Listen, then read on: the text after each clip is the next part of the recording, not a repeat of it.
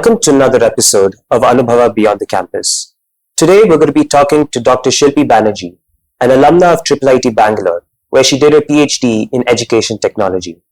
Today she's an associate professor at the Azim Premji University, where she continues to investigate problems about teaching and learning.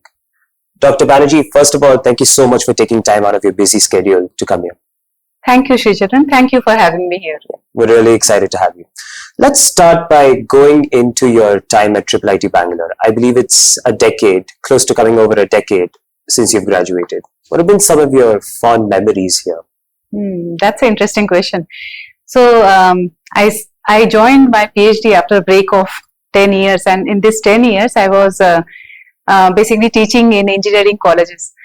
So I remember when I joined IIITB after a gap of 10 years, getting back again to the student life, it was quite a change. And the entire education ecospace felt very, very different. And at the personal front, I was married. I had a kid of 3 years old. And so there was quite a challenge to manage work and PhD responsibilities. And during this time, my friends in IIITB, they were a huge youth support. So they actually supported me with my assignments, exam preparation, and I think everything that came in between. So if I could recall my memories, I think all the memories that I have spent with my friends here in IIITB. So all those chai sessions, the brainstorming sessions.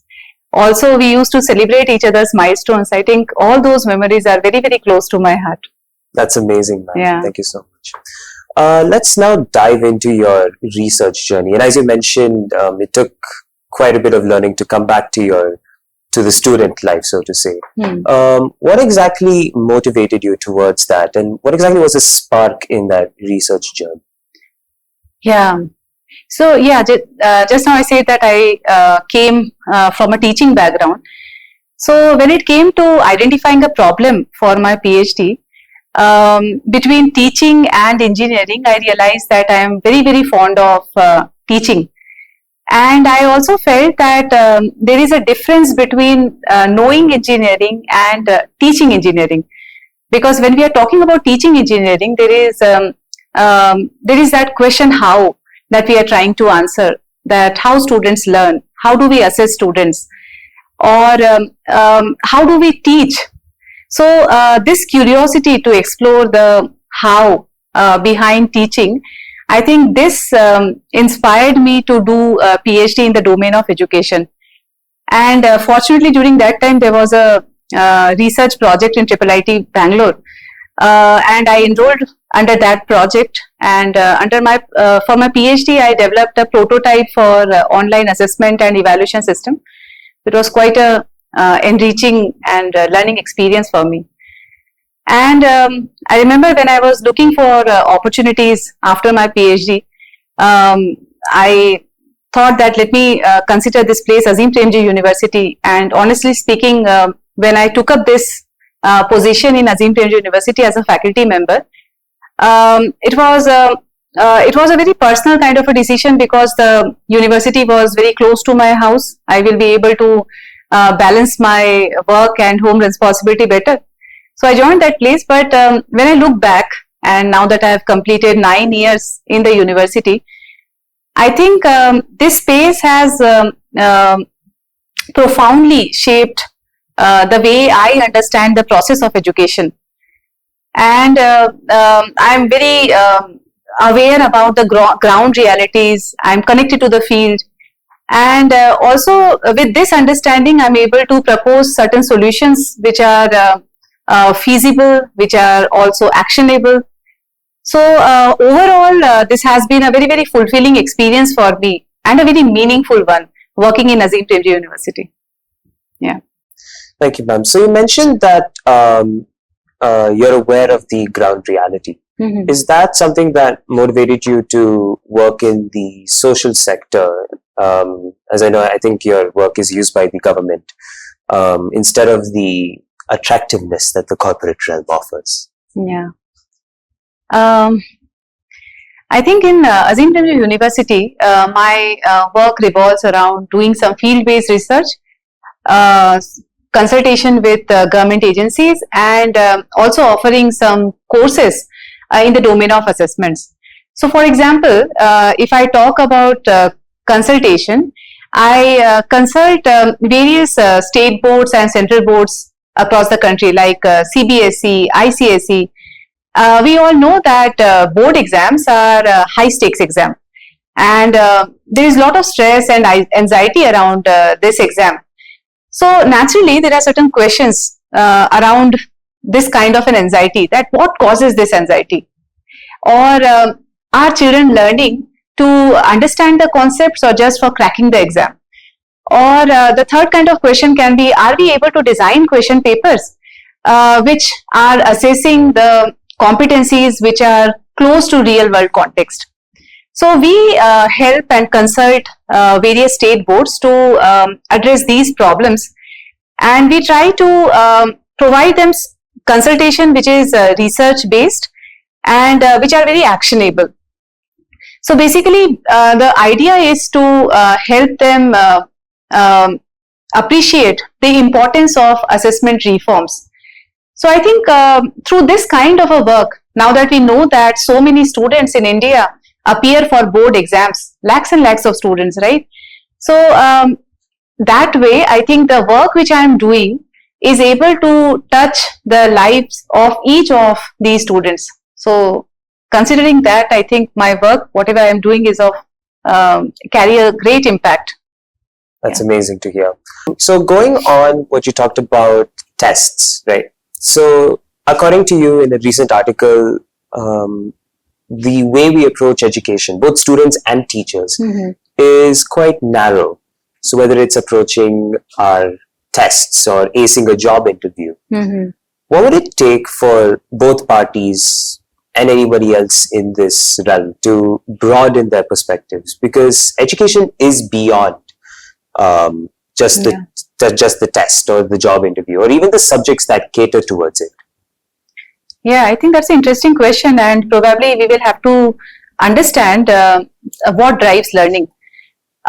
So you might have heard about this age-old belief, and not in India but across the globe, that whatever we are learning or however we are learning is driven by the way we are going to be assessed.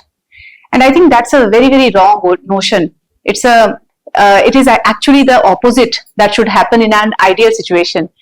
So learning should be driven by curiosity and not by the fear of assessments. And if we are able to make or derive some kind of a clarity about the purpose of learning, I think the learning will be more meaningful and long lasting. So for example, if we try to recall that what are some of the skills that we have learned outside our school curriculum, such as driving, such as swimming. So all these skills we have learned, even though it was not part of school curriculum, because there was a purpose behind it. So how about talking to our students about the why of concepts instead of just focusing on what of concepts?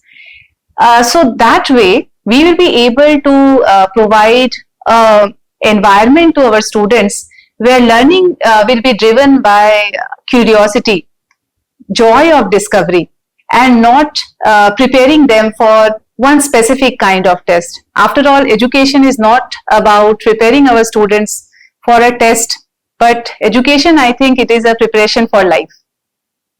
Yeah.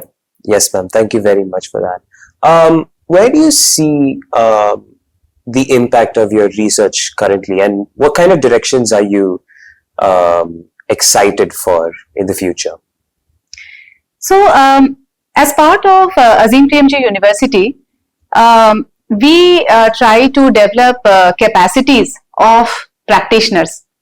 I think we will have to look into the multiplying effect that we are trying to create. So through providing these capacity building workshops and courses and programs to the practitioners, I think what we are trying to do is we are trying to create a huge group of people who understands the nuances of assessment, who understand the importance of assessment reforms. And I think this particular initiative will make a long lasting impact, because there will be many people, many practitioners across the country who will understand assessment and who will be able to design assessments, who will be able to use the assessment results as desired. I think we're really excited about that. Let's close with a bit of advice, because I think there are a lot of students who want to aspire towards research and even go all the way to the PhD. What kind of trends have you noticed in the recent past, and what advice do you have for such students who want to go down that direction? Yeah, that's an interesting question, but it is very difficult to give a generic response to your question, but let me try. Let me try to share a few principles and ideas that has come from my experience. So I think the first thing which I would like to share is that PhD should not be considered as a stepping stone in our career. PhD doesn't mean higher salary or higher ranking in your workplace. And I think if you try to compare the salaries of a PhD person and a developer, probably we are paid lesser as compared to developer. So the way to look into the PhD experience is, I think it is a time to reflect, a time to know ourselves better, and a time to deep dive into an area which probably we will not get an opportunity otherwise. So that is the first principle, I would say. And the second one is, I think this experience has given me a huge opportunity to sharpen some of my skills, and a very essential skills, like the ability to communicate clearly, to the ability to plan and organize my work better, and also the ability to collaborate with my peers, collaborate with researchers working in the same domain. And the thirdly, and the most important aspect, I would say that if you think of PhD, what are we trying to do? We are basically trying to solve a problem. So I think the problem which we should select, it should be from our own context. A problem which we are facing in our daily lives, in our workplace, we should try to solve those problems, contextual problems. So basically what I'm trying to say is, we are not trying to solve a problem to earn a PhD, but we are trying to solve a problem because it is it is important to solve that problem. Yeah, so these are three key principles probably anyone who is aspiring to do PhD can consider before joining PhD. Dr. Shilpi Banerjee, an alumna of IIIT Bangalore, education and teaching for a higher purpose. Ma'am, thank you so much for being here, and it's been a pleasure to listen to your insights, and we're really excited to see your future here. Yeah, thank you for having me here. Thank you. Thank you so much.